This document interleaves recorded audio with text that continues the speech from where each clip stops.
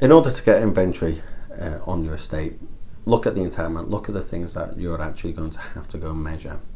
Once you know what you're going to measure and the amount of money that you're actually spending on each of these vendors and the difficulty or the ease that managing it by using an inventory tool could make to you, I would then use that as building up your first part of your business case for going and getting that inventory tool.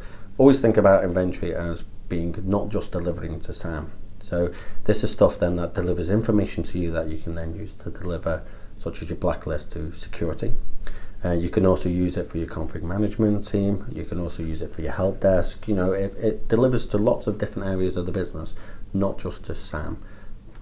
So the reason why I talk about starting with entitlement is, although you may already have discovery data sources out there, is knowing what you need to capture in order to satisfy the license requirements by the vendors allows you to determine whether the discovery data sources you have actually fit or meet your needs. So, with your entitlement, you're going to look at the metrics and find out how it's going to be measured for each of the products, for each of the sources. Now, this could be an extremely long exercise, so I would actually look at your 80-20 rule and look at the 5 or 10 vendors, your top vendors that are 80% of your spend, and look at their requirements for your software and what you need to actually get for meeting their metrics. Once you map that out, you can then actually go back to your discovery tool. Unfortunately, no one data source, no one inventory tool gives you everything that you actually need to look at any vendors. And that's probably because vendors tend to have very complex metrics, the way that they actually measure it. And a lot of it will actually come from internally within the actual piece of product that they've actually sold you. So we have a blacklist, we have a whitelist, and we have a grey list. Grey list is stuff that we're not particularly bothered about, don't particularly want it on the estate, but we're not going to dive it on there. And that can be things like games. I mean, we've got people in the business that go out and work from hotels and everything else, and we're not going to make it so horrible for them that we don't allow them a couple of games to kind of pass their time.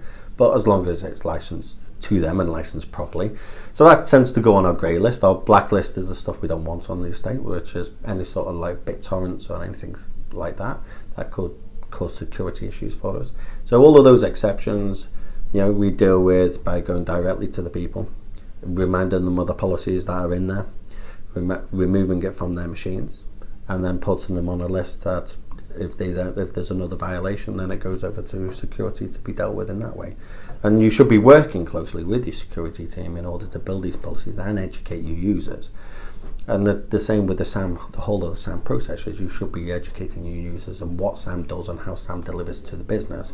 So that people, not just your own immediate stakeholders, but people throughout the business actually buy into SAM.